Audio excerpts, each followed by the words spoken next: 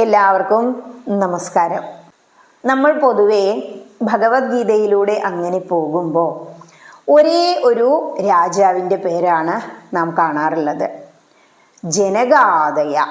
മൂന്നാമത്തെ അധ്യായത്തിൽ എത്തുമ്പോൾ 20ാമത്തെ ശ്ലോകത്തിലാണ് ഈ ജനകാദയ എന്ന പ്രയോഗം നമ്മൾ കാണുക. ഭഗവാൻ ശ്രീകൃഷ്ണൻ ഒരേ ഒരു രാജാവിനെ കുറിച്ച് പറയുന്നുള്ളൂ, അതാണ് ആസ്ഥിത ജനകാദയ എന്നുള്ളത്. എന്തേ ഭഗവാൻ മറ്റ് രാജാക്കന്മാരെയൊന്നും പ്രതിപാദിക്കാതെ ഈ ജനകാദയ എന്ന് പറഞ്ഞ് നമ്മളെല്ലാം അറിയുന്ന രാമായണത്തിലെ സീതാദേവിയുടെ അച്ഛനാണ് ജനകൻ, മിഥിലയുടെ രാജാവ്. എന്തേ ആ ജനകനെ ഗീതയിൽ പരാമർശിക്കാൻ എന്ന് ഇന്ന് നമുക്കൊന്ന് ചിന്തിക്കാം. മഹാഭാരതം കഥ അങ്ങനെ നടക്കുകയാണ്. ആ സമയത്ത് യുധിഷ്ഠിരൻ ഭീഷ്മ പിതാമഹനോട്, ശരശയ്യയിൽ കിടക്കുന്ന ഭീഷ്മ പിതാമഹനോട് പല ചോദ്യങ്ങളും ചോദിച്ചു.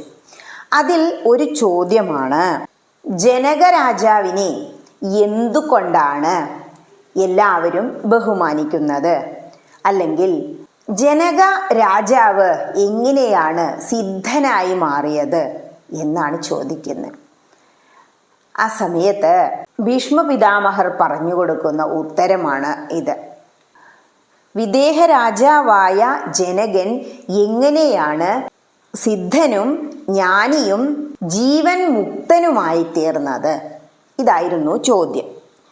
അപ്പോൾ ഭീഷ്മ പിതാമഹൻ പറയാണ്, ജനക മഹാരാജാവ് വളരെയധികം ബുദ്ധിമാനായിരുന്നു. ബുദ്ധിമാൻ എന്ന് പറയുമ്പോൾ നമുക്ക് എല്ലാവർക്കും ബുദ്ധിയുണ്ട്, പക്ഷേ എല്ലാവരും ബുദ്ധി വേണ്ടതുപോലെ ഉപയോഗിക്കുന്നില്ല. അതുകൊണ്ട് ജനക മഹാരാജാവ് ബുദ്ധിമാനാണെന്ന് മാത്രമല്ല വിവേകശാലിയുമായിരുന്നു. അതായത് അദ്ദേഹം ബുദ്ധി വേണ്ടതുപോലെ വിവേകപൂർവം ഉപയോഗിച്ചിരുന്നു. മാത്രമല്ല ഇദ്ദേഹം ആധ്യാത്മിക കാര്യങ്ങളിൽ വളരെയധികം താല്പര്യമുള്ള വ്യക്തിയായിരുന്നു. അദ്ദേഹത്തിൻ്റെ രാജസദസ്സിലാണെങ്കിലോ ഒരുപാട് പണ്ഡിതന്മാരുണ്ടായിരുന്നു, സന്യാസിവര്യന്മാരുണ്ടായിരുന്നു. പല സന്യാസിമാരും പണ്ഡിതന്മാരും പല സ്ഥലങ്ങളിൽ നിന്നും വന്ന് താമസിച്ചിരുന്നു. അങ്ങനെയിരിക്കെ ഈ ജനക മഹർഷി അല്ലെങ്കിൽ ജനക മഹാരാജാവ്, രാജർഷിയാണ് ഇദ്ദേഹം, ആധ്യാത്മിക കാര്യങ്ങൾ ഈ പണ്ഡിത സദസ്സിനോട് ചർച്ച ചെയ്യുമായിരുന്നു. അങ്ങനെ ഒരുപാട് അറിവ് നേടി.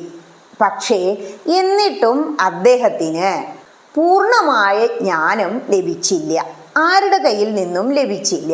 അങ്ങനെ ഇരിക്കെ ഒരു ദിവസം അവിടെ സാഖ്യദർശനത്തിൽ അതിപണ്ഡിതനായിരുന്ന പഞ്ചശിഖൻ എന്ന മഹർഷി കയറി വന്നു. ഇദ്ദേഹം കപില മഹർഷിയുടെ ശിഷ്യനാണ്. രാജാവ് അദ്ദേഹത്തെയും സമീപിച്ചു.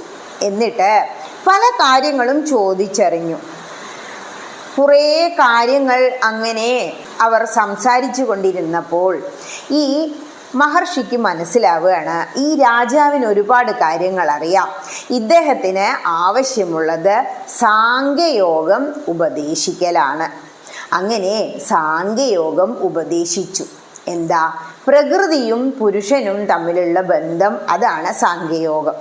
അത് ഗീതയിൽ മറ്റൊരു അധ്യായത്തിൽ വിശദമായിട്ട് പറയുന്നുണ്ട്.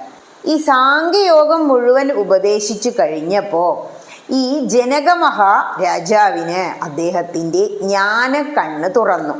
നമ്മളുടെ പ്രത്യേകത എന്താ? നമ്മളുടെ ആരുടെയും കണ്ണ് തുറക്കുന്നില്ല, ജ്ഞാനത്തിലേക്ക് തുറക്കുന്നില്ല. അതുകൊണ്ടാണ് നമ്മളെല്ലാവരും ഉറങ്ങുക എന്ന് പറയുന്നത്. എപ്പോഴാണ് ഉണരുക?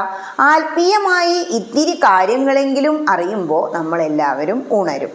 അതായത് പ്രകൃതിയും പുരുഷനും എന്താണ് എന്നും അതിൻ്റെ തത്വം എന്താണ് എന്നും വിശദമായി ഈ പഞ്ചശിഖൻ എന്ന മഹർഷീശ്വരൻ ഉപദേശിച്ചു. ഈ പ്രകൃതിയുടെയും പുരുഷൻ്റെയും മഹത്വം അറിഞ്ഞതോടുകൂടി ഈ രാജാവിൻ്റെ അജ്ഞാനമെല്ലാം നീങ്ങി. നമ്മുടെ എല്ലാം ജീവനെ എങ്ങനെയാണ് പ്രകൃതിയോട് ചേർത്ത് വെച്ചിരിക്കുന്നത് എന്ന് അദ്ദേഹത്തിന് മനസ്സിലായി. അതോടുകൂടി അദ്ദേഹത്തിൻ്റെ അഹംബുദ്ധിയും അഹംഭാവവും അഭിമാനവും എല്ലാം നീങ്ങി. ഈ അറിവ് നേടിയതോടെ ജനക മഹാരാജാവ് പ്രകൃതിയുമായുള്ള അല്ലെങ്കിൽ ഈ സാധാരണക്കാരെ പോലെയുള്ള അറിവുകളിലെല്ലാം അപ്പുറത്തേക്ക് ഈ പ്രകൃതിയുമായുള്ള ബന്ധം വിട്ട് അദ്ദേഹം ജ്ഞാനമുക്തനായി. അതുകൊണ്ടാണ് ഇവിടെ യുധിഷ്ഠിരൻ ചോദിക്കുന്നത്, എങ്ങനെയാണ് ജനക മഹാരാജാവ് സിദ്ധനും ജ്ഞാനമുക്തനുമായത് എന്ന്. സാംഖ്യദർശനം നന്നായി ഉപദേശിച്ചത് കൊണ്ടാണ് ജനക മഹാരാജാവ് ജ്ഞാനമുക്തനായത്. ഈ കഥ ഇപ്പോൾ പകുതിയേ ആയിട്ടുള്ളൂ. ഇവിടെ നിന്ന് ഒരു കാര്യം നമുക്ക് മനസ്സിലാക്കാം. ശരിയായ ഒരാചാര്യനെ കിട്ടിക്കഴിഞ്ഞാൽ ഏതൊരു ശിഷ്യനും അനായാസേന ലക്ഷ്യപ്രാപ്തിയിൽ എത്തും. ഇവിടെ ഒരുപാട് പണ്ഡിതന്മാരും ആചാര്യന്മാരും സദസ്സിലുണ്ടായിരുന്നു. എന്നിട്ടും അദ്ദേഹത്തിന് ജ്ഞാനക്കണ്ണ് തുറക്കാൻ കഴിഞ്ഞില്ല. ആര് വേണ്ടി വന്നു? ശരിയായ ഒരാചാര്യൻ, അതായത് ഈ പഞ്ചശിഖൻ എന്ന ആചാര്യൻ വരേണ്ടി വന്നു. നമ്മുടെ എല്ലാം പ്രശ്നം എന്താ? ശരിയായ ഒരു ആചാര്യൻ നമ്മുടെ മുന്നിൽ വന്നു പെടുന്നില്ല. ഒരു നല്ല ആചാര്യൻ നമ്മുടെ മുന്നിൽ വന്നു പെട്ട് കഴിഞ്ഞാൽ പിന്നെ നമ്മളെല്ലാവരും അങ്ങോട്ട് ഉയരും. അതിനുശേഷം ഈ ജ്ഞാനോദയം ഉണ്ടായതിനു ശേഷം ജനക മഹാരാജാവ് അനാസക്തനായി രാജ്യം ഭരിച്ചു. അതായത് കർത്തവ്യ കർമ്മങ്ങളെല്ലാം വേണ്ടതുപോലെ ചെയ്തു. പക്ഷേ ഒന്നിനോടും ഒട്ടലില്ലാതെ ജീവിച്ചു. പൊതുവെ പറഞ്ഞാൽ ബ്രഹ്മ സത്യം, ജഗൻ മിഥ്യ എന്ന് മനസ്സിലാക്കിക്കൊണ്ട് പൊരുൾ അറിഞ്ഞുകൊണ്ട് അദ്ദേഹം പിന്നീടുള്ള കാലം ജീവിച്ചു.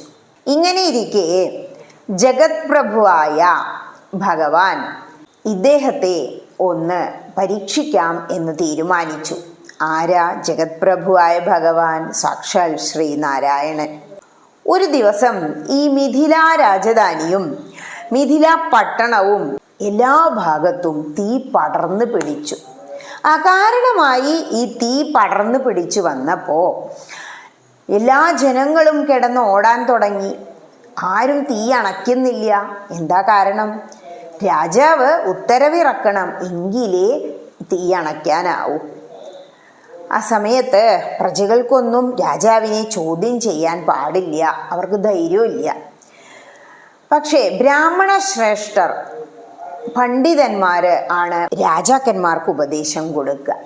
ഒരു ബ്രാഹ്മണൻ നേരിട്ട് ചെന്ന് ജനക മഹാരാജാവിനോട് ചോദിക്കുകയാണ്, എന്താണ് ഈ തീ അണയ്ക്കാൻ കൽപ്പന കൊടുക്കാത്തത് എന്ന്. ജനക മഹാരാജാവ് അപ്പോ എന്താ പറഞ്ഞേന്നോ? ആ തീ അവിടെ കത്തിക്കോട്ടെ, എൻ്റെ സ്വന്തമായി ഒന്നും ഇല്ല, എനിക്ക് നഷ്ടപ്പെടാനും ഒന്നും ഇല്ല. ഈ മിഥില രാജധാനി എന്നല്ല, രാജ്യം മുഴുവനും കത്തി നശിച്ചാലും എനിക്ക് നഷ്ടപ്പെടാനൊന്നും ഇല്ല, എൻ്റേതായിട്ടൊന്നും ഇല്ല. അതിലും വലിയ ധനം എൻ്റെ കയ്യിലുണ്ട് എന്ന് പറഞ്ഞു. ഇങ്ങനെ ഒന്നും സംഭവിച്ചിട്ടില്ല എന്ന ഭാവത്തിൽ അങ്ങനെ നിൽക്കുകയാണ് രാജാവ്. മിഥില രാജധാനി എന്നല്ല, രാജകൊട്ടാരവും രാജ്യവും പട്ടണവും എല്ലാം സർവ്വതും കത്തി നശിച്ച് ചാമ്പലായി. എല്ലാം കഴിഞ്ഞ സമയത്ത് ഭഗവാൻ ശ്രീനാരായണൻ അവിടെ പ്രത്യക്ഷപ്പെട്ടു. എന്നിട്ട് ജനക മഹാരാജാവിനോട് ചോദിക്കുകയാണ്, എന്ത് വരമാണ് വേണ്ടത്? കാരണം താങ്കളുടെ ഈ ജ്ഞാനനിഷ്ഠ എനിക്ക് സന്തോഷം തരുന്നു. അതുകൊണ്ട് അങ്ങയെ അനുഗ്രഹിക്കാനാണ് ഞാൻ വന്നിരിക്കുന്നത്. എന്ത് വരമാണ് വേണ്ടത് എന്ന് ചോദിച്ചു.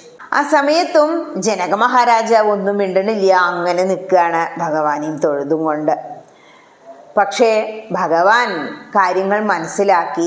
ആ മിഥില രാജധാനിയും രാജകൊട്ടാരവും പട്ടണവും എല്ലാം പഴയപടി അങ്ങോട്ടാക്കി വരം നൽകി അപ്രത്യക്ഷനായി.